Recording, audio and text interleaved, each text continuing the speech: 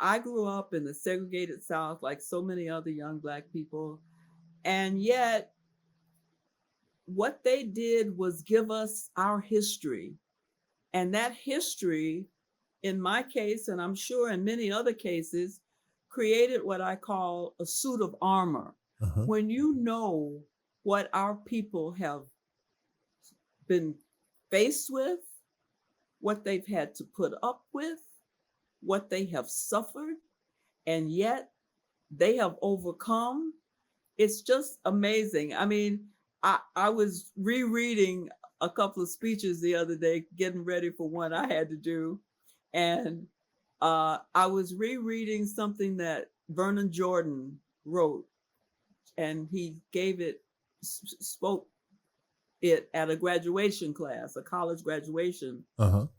And I put it on my phone, and it says, I have come to say to you this morning, we have been here before. But our journey also teaches us that endurance is not enough.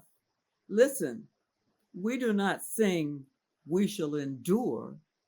We sing, we shall overcome. Well, he said it, he didn't sing it, but I like to sing it. And very well too. And I think that's so important.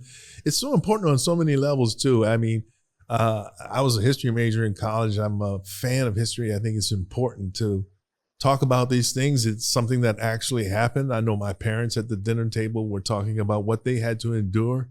My father went to Southern University, a segregated, as a result of the segregation system there, and then got his master's from Fisk.